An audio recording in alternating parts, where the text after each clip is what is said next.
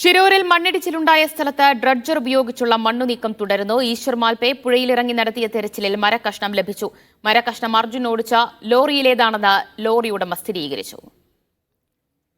ഷഫീഖ് നസറുള്ള വിവരങ്ങൾ നൽകും. ഷഫീഖ, തടിക്കഷ്ണം അത് അർജുൻ ഓടിച്ച ലോറിയിലുണ്ടായിരുന്നത് തന്നെയാണെന്ന് ലോറി ഉടമ സ്ഥിരീകരിക്കുന്നുണ്ട്. ഇപ്പോൾ തെരച്ചിൽ എങ്ങനെ പുരോഗമിക്കുന്നു?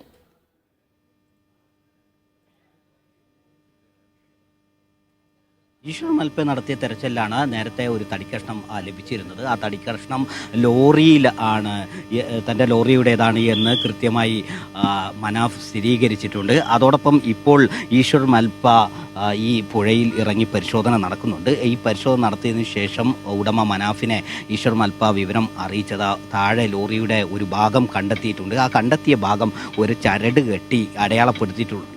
ആ ഭാഗങ്ങളിൽ ഇപ്പോൾ ഈശ്വർ മൽപ്പെ പ്രത്യേകം മുങ്ങി പരിശോധന നടത്തുകയാണ്. ലോറിയുടെ ഏതു ഭാഗമാണ് അങ്ങനെ കണ്ടെത്തിയത് എന്ന് സംബന്ധിച്ച് കൃത്യമായ വിവരം ലഭ്യമല്ല. ലോറിയുടെ ഒരു ടയറാണ് ലഭ്യമായത് എന്ന് സംബന്ധിച്ചുള്ള ഒരു സൂചന ലഭിക്കുന്നുണ്ട്. ആ സൂചന അനുസരിച്ച് ഇപ്പോൾ ഈശ്വർ മൽപ്പ വെള്ളത്തിന് അടിയിൽ മുങ്ങി പരിശോധന നടത്തിക്കൊണ്ടിരിക്കുകയാണ്. അതിൻ്റെ തൊട്ടടുത്ത് നമുക്ക് ദൃശ്യങ്ങളിൽ കാണാം, മനാഫും അതുമായി ബന്ധപ്പെട്ട ഇതിൻ്റെ ഉടമകളും പുഴയോട് ചേർന്ന ഭാഗത്ത് തന്നെയുണ്ട്. ഈ ലോറിയുടെ വലിയൊരു ഭാഗം അവിടെ മണ്ണിനടിയിൽ ഉണ്ട് എന്നതാണ്. അതിനോട് ചേർന്ന സ്ഥലത്ത് തന്നെയാണ് നേരത്തെ ഈശ്വർ മൽപ്പ മുങ്ങി പരിശോധന നടത്തിയപ്പോൾ കർണാടകയിൽ അങ്കോലയിൽ മണ്ണിടിച്ചിലുണ്ടായ സ്ഥലത്ത് തിരച്ചിൽ പുരോഗമിക്കുകയാണ്. ഡ്രഡ്ജർ ഉപയോഗിച്ച് മണ്ണ് നീക്കം ചെയ്താണ് തിരച്ചിൽ നടക്കുന്നത്. വിവരങ്ങളാണ് ഷഫീഖ് നസറുള്ള നൽകിയത്.